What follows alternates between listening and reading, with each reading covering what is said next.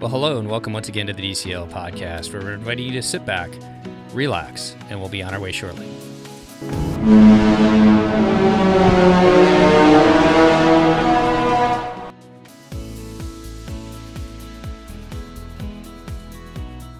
Well, welcome back to the DCL podcast, your podcast to help you and your family cruise a little smarter. And this is a special episode, which I was able to record yesterday. It was kind of a collaboration between Lake and Katie Sprankle over at MouseGen. They have a vlog over on YouTube. You can check it out over on MouseGen. They were on the Disney Dream. They boarded on March 9th. We're on for 4 days, and they just got off yesterday. And I had an opportunity to talk with them yesterday about some of the changes that they noticed as they got on board the ship due to the coronavirus and how that is impacting sailing. And as we all know now, that Disney has shut down sailing for at least through the end of the month, and it sounds like it's going to be for a 30-day period. So I wanted to get this episode out for everybody to hear kind of the changes that they saw while they were on board, their thoughts as they sailed on the Disney Dream this past week from Monday, March 9th to yesterday, Friday, March 13th. So let's jump into it and hear how their cruise went this past week on the Disney Dream. As many of us know, the coronavirus is the hot button topic right now that we're all talking about. And we happen to be on a Disney cruise when a lot of this epidemic news broke out. So we wanted to go ahead and kind of give you our perspective of what happened on the cruise. Now, we got off the cruise just fine. We weren't quarantined. We were all good there. It was a positive story for us. Yeah. But to do the show, we also wanted to bring on a special guest and a good friend of ours, Steve from the DCL podcast. Hey guys, what's up? So we're actually going to go ahead and let Steve kind of run the show, bounce back and forth between kind of what's going on, what they've announced, and how that affected our cruise. Well, the good thing is you guys look pretty relaxed, so you must have a pretty good time. So Yes, yeah, it was wonderful. Yeah, honestly, It was great. It was definitely different, though, for all of the coronavirus issues. But I would say still fully functional. So you guys just got back today. That's pretty amazing. You guys went through quite a few different variations that started March 6th when Disney Cruise Line started announcing and kind of jumped on the bandwagon where they were starting to make some changes and offering people the ability to either to continue to cruise or to push their cruise down the road a little bit with an onboard credit, with a cruise booking credit. So that happened on March 6th. And did that affect your guys' cruise? It definitely affected it. We in no way really considered using that option. We were going to show up and hope that the cruise set sail as planned. Our worry leading up to the cruise was that something would happen that we wouldn't be able to get on. Either the cruise coming back before us would be delayed or something like this would happen and they would stop all sailing. So we missed that by just a little bit, which is good. The ship was definitely less full. Yeah, because of this. One thing that happened that was a positive for us was due to the cancellation bookings. When we checked in, we went over to the upgrade desk. And they had 2 pages of available rooms. So we were able to upgrade from an inside to a balcony for a pretty good price. Yeah. And there was a plethora of rooms open to upgrade. Yeah, I think every category was available. Even the morning of, the Royal Suite was available. We heard them say, we were there really early, and we heard the one cast member ask the other one what was still available. And she said the only thing she had sold was the Royal Suite. So everything was still open. And then we ended up becoming pretty good, not friends, but we spoke a lot with some of the cast members who let us know that the cruise, I think capacity is 4,000. Yeah, it's a little over 4,000 on the Dream, right, Steve? Yeah. Yeah, and about 3,100 people or guests were on board. So that seemed like a big chunk that wasn't there. Do you guys join the Facebook groups of your cruises before you go? We don't, and I did a quick search to see if there was one for this one, and I definitely didn't search very hard, so there may have been, but we weren't on it. Yeah, no. No, we don't do it for everyone, but some of the different ones that we do, for the Greek one coming up for us this summer, we're on it, so it's been interesting kind of following to see, as it's gotten closer now, and it's changed rapidly. I mean, it's completely different today like people's perspective of the virus and the whole situation in America as it was just a week ago when you guys were making this decision to go, right? Yeah, it really is. Yeah, I mean, kind of as these announcements came through, too, I think people really genuinely did get a little more worried about it, especially towards the end. So it's been interesting following along in that cruise just because we've seen people dropping kind of left and right as they, especially once Disney made the opportunity or the ability to be able to move your cruise without losing money on it to a cruise maybe next year or so. That's why I was just curious if you were part of the Facebook group and saw that. So, well, let's talk about some of the changes that they made. So beforehand, before you guys left, they kind of announced some different countries that they weren't going to allow if you traveled through or if you'd been exposed to people from some different countries like Italy, South Korea, China. And then they also talked about they would be taking your temperature as you boarded and kind of checking your documents. How did that affect you guys? So we got up and got over to Port Canaveral really early, partly because we knew we wanted to try to upgrade no matter what, but also because of these changes, we didn't know how long that would add to the process of waiting in lines.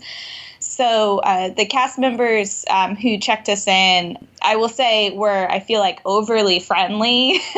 Yeah. But they were like letting us know what was happening at every step. So when he had our passports and before he looked through them, he's like, I'm going to flip through. I'm going to look for any of these countries. You know, he was like explaining everything he did. He flipped through that. We had to fill out the health questionnaire, which is similar to the one they give you every single time. It just like specifically said, like, do you have coronavirus? And then you actually don't get your temperature taken until right before you get on the ship. So like after they call your number, you go into the terminal or into the Mickey ears, and they had it really was like a touchless thermometer. I've never seen anything like that before. Yeah, so they had, first off, they were very clear. They're like, these are registered nurses. They were there in their scrubs. They had, credentials hanging on them. Yeah, and it was essentially like an infrared gun that they aimed at your forehead, and they took your temperature. It was like maybe a 5-second process. They looked at it and they said, okay, go ahead on board. And we didn't hear of anyone being denied, but that doesn't mean that it may not have happened. We were boarding group 2, so we were on very quickly. I don't know if we threw it out there, but today's March 13th, 2020, and as of last night, they kind of announced that they're shutting down all of their cruises. There's one that left today right after you guys got off, right?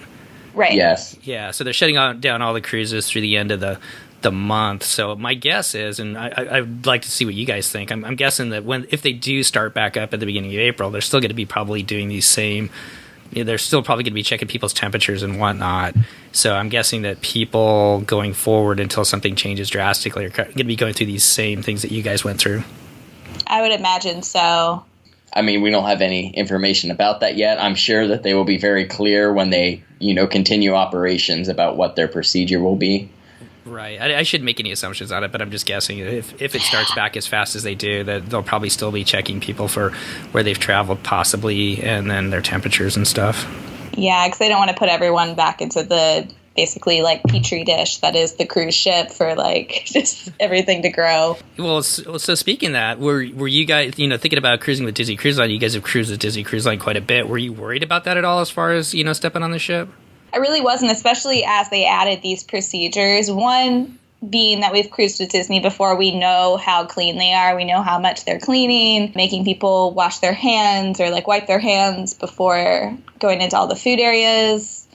Yeah, so for people that don't know, Disney Cruise Line as a whole has like a remarkable CDC score standard. All cruise lines get spot checked by the CDC pretty regularly for cleanliness.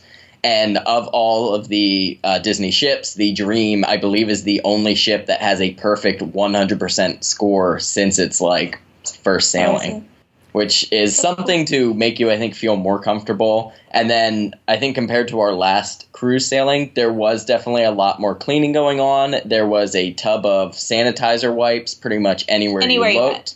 There was always a cast member cleaning the banister of the stairwells. I think almost every time we went up and down. Yeah, every stairwell had someone with like the bucket of cleaning fluid and a rag, like the whole time. I haven't looked at those CDC ratings lately, just to go back quick before we talk about the rest of it, but I know when I looked at it probably about 6 months ago, the only one that was missing was the Magic, and it was only because it wasn't because the Magic wasn't clean. It was just because it was outside its window to have had an inspection lately. And so that's why if you look it up and it's still that way, and you see all three, and I think it was either the Magic or the Wonder. I'm pretty sure it's the Magic. So if somebody goes and Googles that right now, if you see that, that's because it was outside the inspection window at the time. So let's talk about some of the differences that you guys saw. Then you talked about cleaning the banisters and everything else. How about going into the restaurants? Did anything change there? I feel like they were definitely even more strict than they usually were on the hand wiping thing. I mean, they usually were like chasing you down anyway, but they had more people stationed to like make sure you got your hands. They had them, I don't remember like Cove Cafe and like all those places in the past having all of the wipes everywhere as well.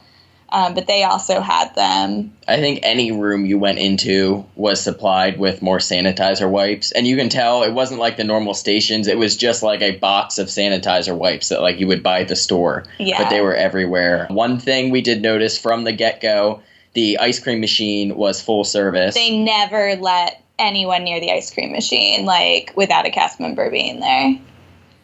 So the cast members actually got the ice cream for you. Okay. Yeah. And that didn't seem to create many lines either. No, it was still fine. It wasn't particularly hectic. I think at busy times they had more than one person out there, but most of the time it was just one person. They were wearing gloves and they would get your ice cream for you. Yep. Well, if my son was on the ship, he'd need his own cast member just for himself. So the amount of ice cream he eats. But how about for the rooms? Did you notice anything different as far as your room steward, as far as cleaning the rooms? I didn't notice much difference there. Only thing I noticed, and that may have just been because of our stateroom attendant, was even if we left towels hanging, they were always switched out. Okay. And now I know some stateroom attendants may do that just to provide the extra service. I didn't even notice that. But yeah, we always had fresh towel. All our linens and towels were always switched out every time. Okay. Anything else about the public areas? As far as, did you notice that people were actually using the wipes, going to the D Lounge and taking in some game show or something like that? Did you notice people actually using them as they came and went? Yeah, no, people were really, I noticed in and out of the restroom areas, there were always people grabbing wipes. Parents were being very vigilant and telling their kids to wipe their hands or making their kids wash their hands. You could tell that it was definitely on people's mind. Okay. Yeah, for sure. So then it turns to Thursday and we get the news that it's turned into a pandemic. How did it change then?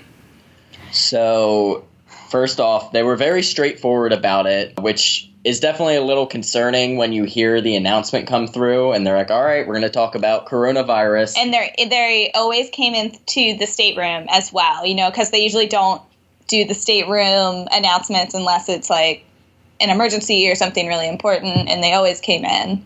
Yes, and they had the stateroom hosts out and about in their floors in case people had questions.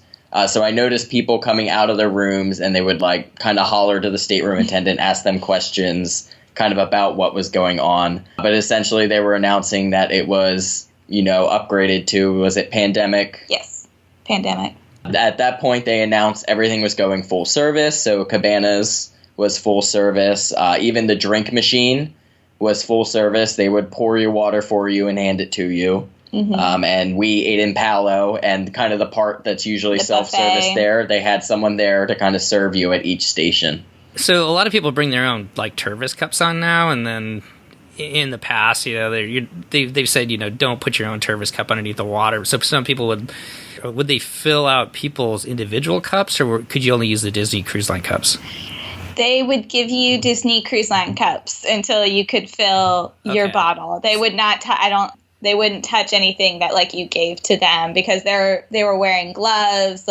You had to take a wipe before they would hand stuff to you. They were keeping those cast members as clean as possible. No, it makes sense. Even in the airlines, that's what we've gone to, as far as they used to be able to take water bottles and fill up individuals. Like if somebody had brought their own water bottle in, they could do that on the planes, but they've stopped doing that too. So just good. Out of abundance of caution. So well, and especially on the cruise ship, because there's no real place, because we're bring your own water bottle people, and there's no place to really clean them. So like I didn't want to use our water bottles because I couldn't clean them.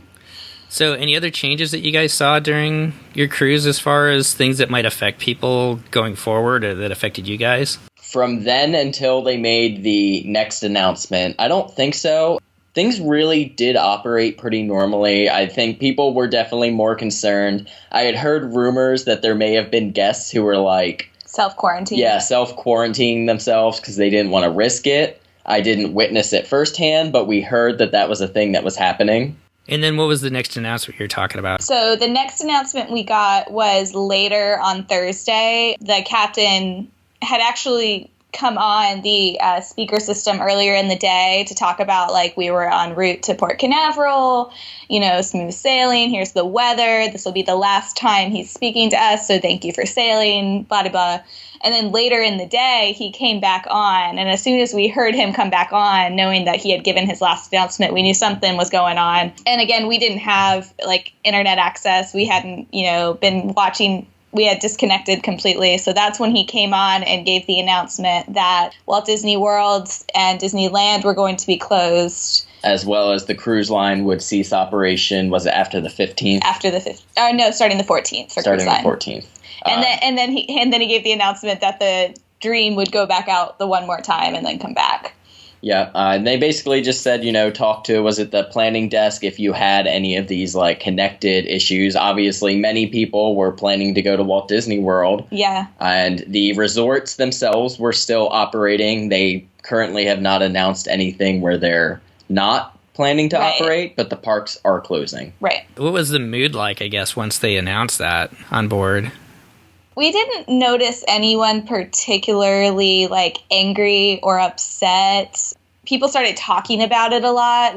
Probably every conversation you had started with so what do you think about coronavirus? Oh man. It was talked about a lot. It was. I could definitely see I feel like guest relations started having way more people at it every time we walked by. Cast members seemed a little more, I don't want to say serious, but they had all these changes on their minds because their schedule is now getting all interrupted too. Yeah. So I guess to kind of finish up, unless there's anything else you wanted to talk about, or I really appreciate you bringing this up and letting everybody know kind of the changes that you guys saw and you went through. But beyond those changes, did you guys have a good time?